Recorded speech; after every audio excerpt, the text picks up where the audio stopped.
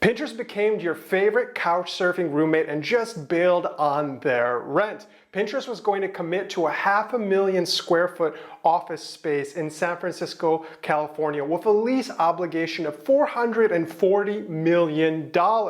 Since the leaser was clever enough to do a credit check on Pinterest before they went through with the deal, they were slapped with an $89.5 million fee in order to break their lease early.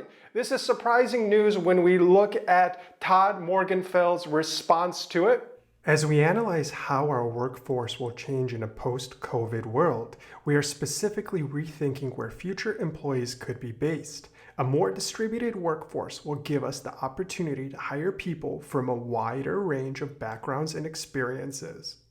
And it's no surprise that having an office that no one is going to go to is a big liability in your portfolio. Even though Pinterest is up 90% year to date, they are cutting costs.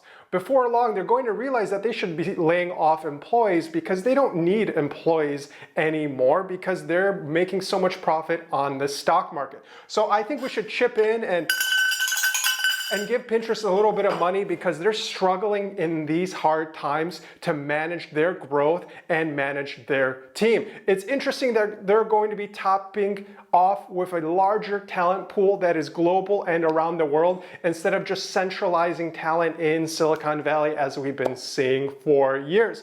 It's really impressive too to note that Pinterest is up 39% in user activity year over year, and this is amounting to about 417 million active users. Heck, I haven't used Pinterest since we planned our wedding, and that was one time. So go out there, make sure you're pinning a lot because they really need it because they're not having enough cash flow and they can't afford to pay their rent. So, when your roommate's on their, last dime, maybe you can help them out for a couple more nights to sleep on the couch, but eventually you've got to show them the door. So we'll see what Pinterest does, and this remote work climate is increasing and growing, and we can be validated by the fact that Silicon Valley titans are approaching this, and if you're a remote company like Zima Media, you're already thriving.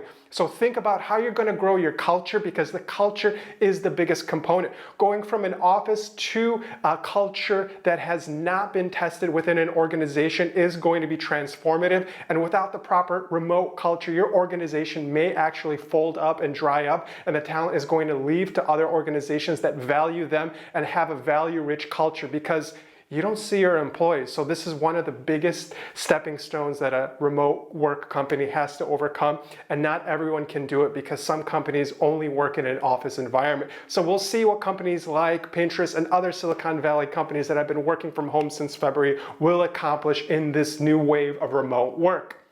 Thanks for watching. Now, please subscribe to our YouTube channel. Every day I'm publishing videos on growth hacking, digital marketing, how to be a successful entrepreneur. I really want to enable you to become a decision maker in your own business in the future of work. So if you want to come along with me on this journey, hit subscribe, hit notifications, and I'll talk to you real soon.